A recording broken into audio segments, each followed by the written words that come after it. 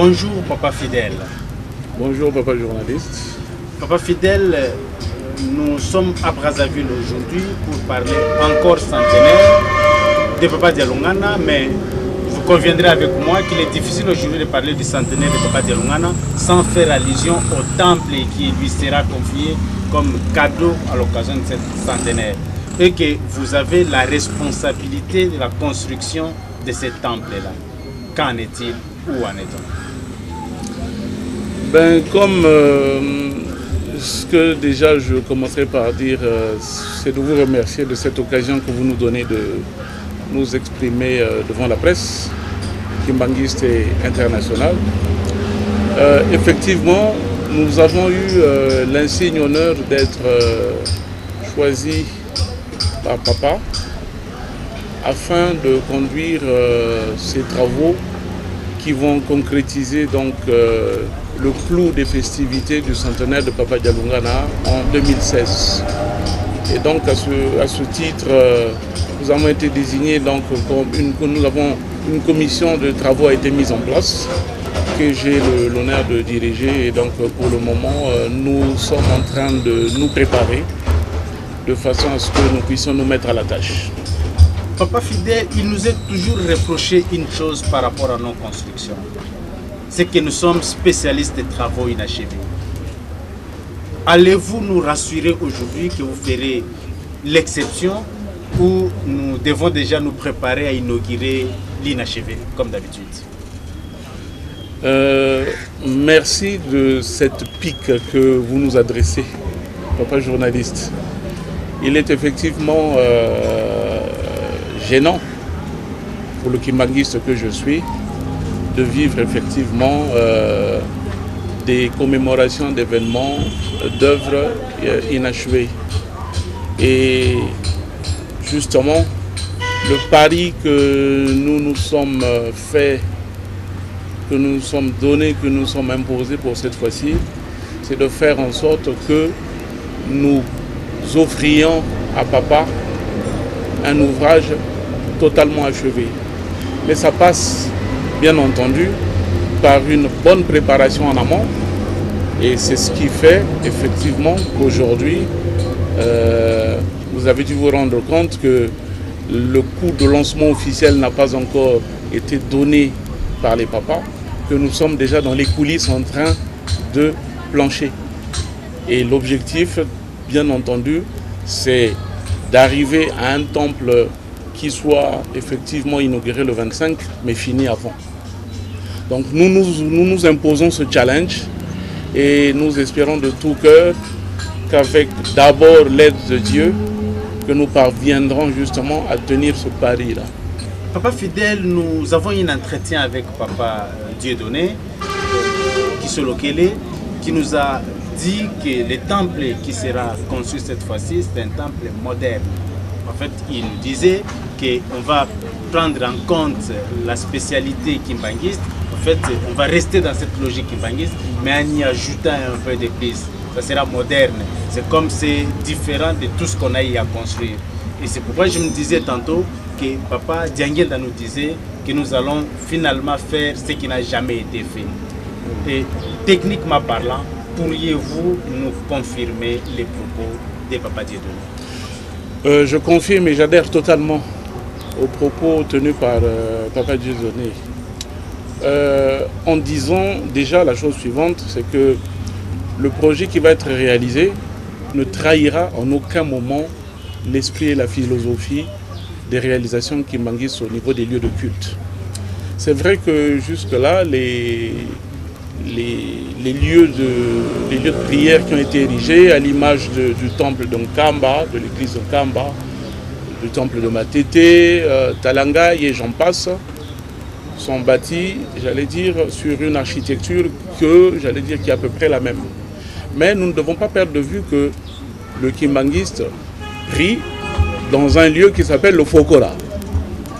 Et c'est un peu dans cette direction que nous avons voulu aller, c'est-à-dire tout kimbanguiste, se connaissant kimbanguiste, sait que le Fokora est un espace généralement carré autour duquel justement le culte se déroule.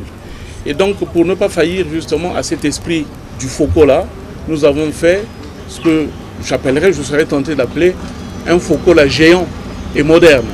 Donc nous allons rester dans le même esprit, c'est-à-dire avec une tribune centrale, autour de laquelle justement nos papas, j'allais dire, siégeront. Et tout autour, il y a les fidèles, donc autour d'espaces, donc des gradins. Là, on va faire un Fokola moderne, je disais tantôt, c'est-à-dire à niveau, en R+1. Une partie gradin et une partie étage. Mais l'esprit demeure le même. La touche moderne que nous mettons dans cet ouvrage, eh bien, ce sont des réalisations ou des touches, j'allais dire, visuelles telles que les menuiseries aluminium, des couvertures qui vont être des couvertures, non pas de la tôle classique. Donc voilà un peu. Mais tout en restant dans ce que je disais, dans cet esprit de base, eh bien, nous allons y ajouter des salles techniques, telles que la sonorisation, les salles comment dirais-je, où on va faire en sorte qu'on ne voit plus ce que l'on voit d'ordinaire dans nos photos là, des câbles qui traînent, un journaliste qui court à gauche à droite. Donc on va essayer de faire en sorte que ce lieu soit à la fois un lieu convivial pour ceux qui viennent prier et à la fois un lieu, j'allais dire, d'espace de travail pour ceux qui doivent travailler, notamment la presse. Papa Fidèle, face à ces explications que j'appellerais même innovation que vous mettez à notre disposition, je suis tenté de vous poser une question. Papa Diangenda disait que nous allons tout reprendre à zéro. Que pensez-vous de cette expression par les temps qui courent face aux innovations qui s'annoncent?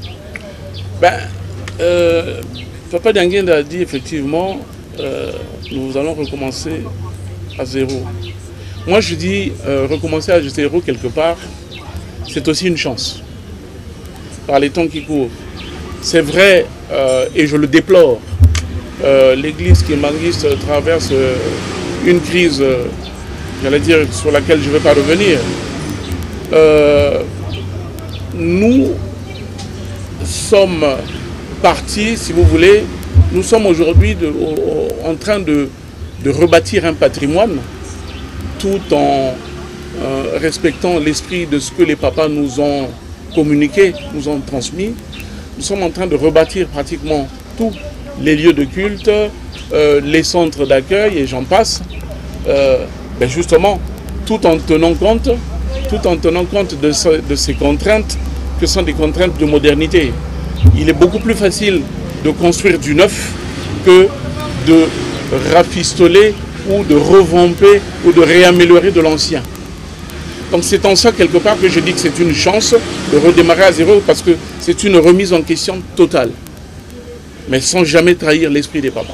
Et ça c'est fondamental.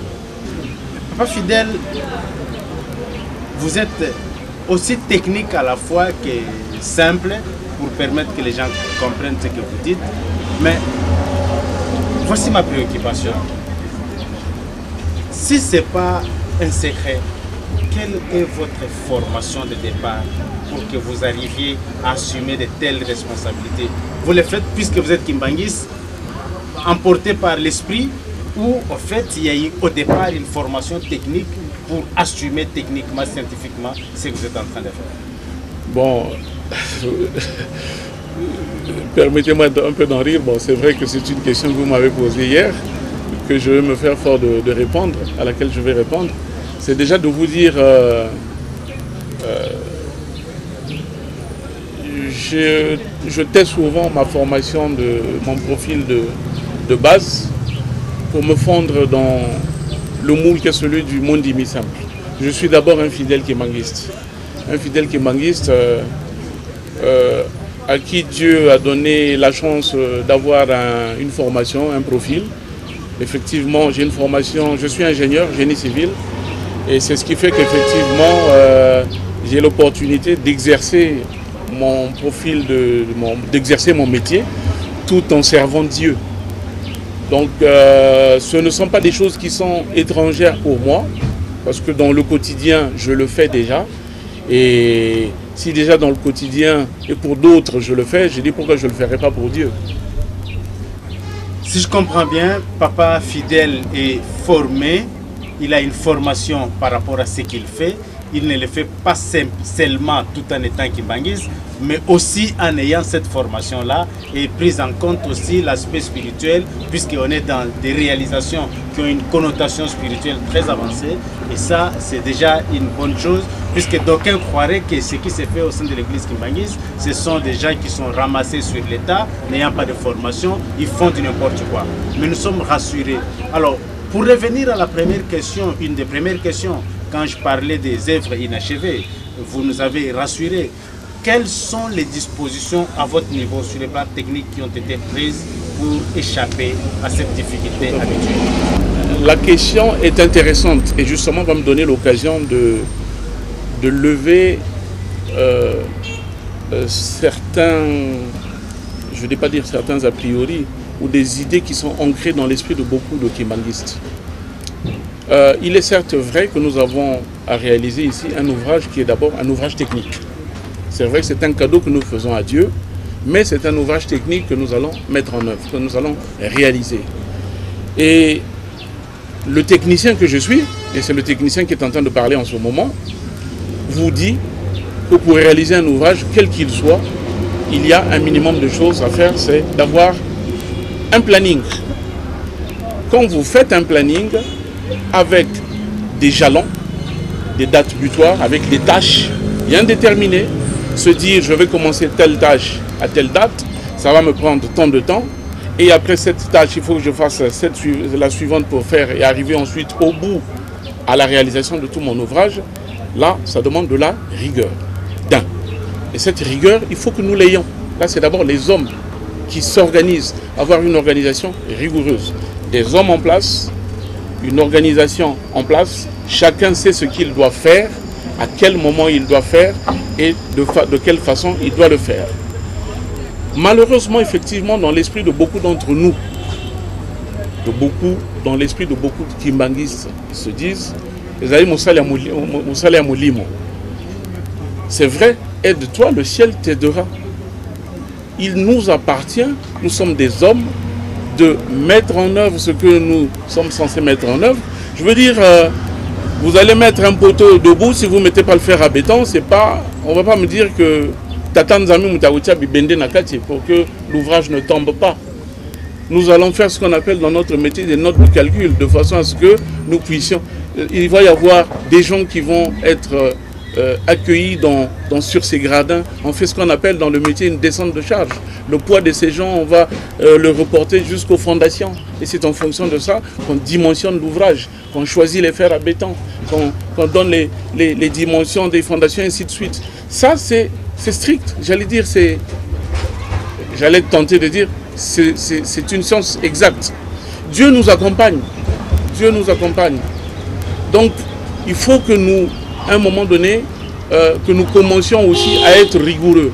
Et c'est ce qui fait que, dans beaucoup de cas, nous dérivions dans la réalisation de nos projets. Parce qu'on se dit, Nzambé, Nzambé a aussi l'agneau surtout. Oui, mais aide-toi d'abord pour que Dieu te donne le turbo pour que tu puisses finir, si je puis m'exprimer ainsi. Donc, nous avons mis en place un planning qui dépend des hommes, nous les techniciens, les bandimi, parce qu'effectivement, c'est le cœur de notre main-d'œuvre. Si personne ne vient sur le chantier, papa, l'ouvrage ne s'érigera jamais. Vous voyez, papa journaliste, c'est quand même quelque chose de très important. Nous avons une grosse responsabilité en tant que fidèles kimbanguistes, que de mettre la main à la pâte et que de savoir que l'ouvrage ne va pas se dresser tout seul si nous-mêmes nous n'y mettions pas le cœur, si nous ne sommes pas présents sur le chantier. Voilà. La grande différence entre le métier que j'exerce à l'extérieur du cadre de l'église ou à l'extérieur, il y a des entreprises à qui vous dites, vous faites ceci de tel jour à tel jour. L'entreprise sait que si elle ne le fait pas, elle ne sera pas payée. Les Foutinabiso en tant que bandimi, ben, ça viendra de Dieu. Nous n'attendons pas de l'argent de ça, nous attendons des bénédictions. Donc c'est la même chose que pour l'entrepreneur qui attend de l'argent quand il a réalisé son ouvrage. Donc on doit être rigoureux là-dessus. Papa Fidèle, si mes informations sont bonnes, vous habitez Pointe-Noire. Nous sommes à Brazzaville où l'ouvrage va être construit. croyez-vous être à mesure par rapport à la distance, par rapport aux exigences des chantiers? Bien. Papa journaliste, je pense que votre question, elle est vicieuse, mais elle ne l'est pas en fait. Je vais vous dire pourquoi. Une organisation, quand elle est bien mise en place, elle ne doit pas dépendre d'un homme. Quand une organisation est bien mise en place, elle doit pouvoir tourner sans les hommes. Dans le cadre de ce projet, comme j'ai eu l'occasion d'en parler hier lors de notre dernière réunion, nous avons mis en place une organisation avec un organigramme qui va fonctionner, j'allais dire, effectivement, avec, je disais, le pilote de ce projet, le grand pilote, c'est papa. Nous sommes une commission technique et à la tête de cette commission technique, j'assure une coordination. Mais sur le terrain, il y a des gens. Il y aura un superviseur principal qui sera pratiquement à demeure sur le chantier. Et des équipes en fonction des corps de métier qui vont travailler. Donc, j'allais dire, dans la fonction que j'ai, que c'est la fonction de coordination, j'allais dire, ma présence 24 heures sur 24 sur le terrain n'est pas requise. Donc, j'aurai l'occasion de faire des navettes entre Pointe-Noire et Brazzaville, mais il n'empêche que sur le terrain, j'ai une liaison permanente avec le superviseur principal qui, lui, sera à demeure et qui va servir de courroie de transmission. Et comme je l'ai dit tantôt, il y aura des réunions régulières de chantier. Donc les réunions de chantier qui vont se tenir au départ à raison de tous les 15 jours vont nous donner l'occasion de voir quelles sont les dérives qu'il y a, des dérives de planning. À ce moment-là, on corrige. Donc c'est à ce moment-là, quand il y a des grandes décisions à prendre, que les décisions techniques, j'interviens. Ou j'allais dire, mais ma présence sur le terrain de manière permanente n'est pas requise. Nous avons reçu pour vous, Papa Fidèle, aussi fidèle kimbanguiste, entrepreneur. Il n'est pas à son premier ouvrage. Il habite Pointe-Noire. Le travail s'est fait à Brazzaville. L'occasion pour nous de vous dire que pour les kimbanguistes, ça ne pose aucun problème. Et aussi pour vous dire, peu importe les lieux où vous vous trouvez, vous pouvez aussi intervenir comme Papa Fidèle pour faire ce qui est en train d'être fait. Voilà l'objectif de cette démarche, de faire remarquer que c'est un travail qui est en train d'être fait par les kimbanguistes à travers le monde. Peu importe les lieux où vous vous trouvez, dans la mesure où le coordonnateur même des activités n'est pas sur place à Brazzaville, mais c'est lui qui coordonne. Donc vous pouvez l'être vous aussi d'une certaine manière, en dépit du lieu où vous vous retrouvez. Voilà, nous parlons du centenaire de Papa Dialungana avec comme invité Papa Fidèle qui est le président de la commission chargée de la construction du temple. Nous nous approchons à la fin de notre intervention avec Papa Fidèle. Papa, un mot sur le centenaire de Papa Dialungana. Déjà, je voulais dire que nous avons eu le privilège de fêter en 2014 le centenaire de Papa Kisolokele. Et nous nous acheminons donc vers la prochaine étape que le centenaire de Papa Dialungana, Kolo Yesu. Cet événement, effectivement, en dehors du fait qu'effectivement, en tant que technicien, va nous donner l'occasion de réaliser un ouvrage, mais doit nous permettre également de vendre, je dis bien de vendre la personnalité de Papa Dialungana à travers le monde. Pas seulement en tant que deuxième fils de Papa Simon Kimbangu, mais en tant que Christ réincarné. Et donc, j'allais dire, c'est l'occasion pour les kimbanguistes, où qu'ils soient, d'où qu'ils soient, justement, de perpétuer ce message et de le démultiplier justement partout où ils sont. Et pour terminer, je voulais quand même revenir sur une chose, et j'insiste là-dessus. Vraiment, j'insiste avec du plus profond de moi. Ce que nous allons réaliser va l'être par tous les kimbanguistes. Et donc j'en appelle à toutes les bonnes volontés, où qu'elles soient, d'où qu'elles soient, de venir mettre la main à la pâte, de faire en sorte que justement ce challenge que nous nous imposons maintenant, que de ne pas livrer un ouvrage inachevé, ne se reproduise pas. Et que ce soit un nouveau départ qui sera celui d'événements où nous commémorons et nous ouvrons et que nous offrons à nos pères des travaux achevés. Merci, Papa Fidèle. Merci de m'avoir reçu.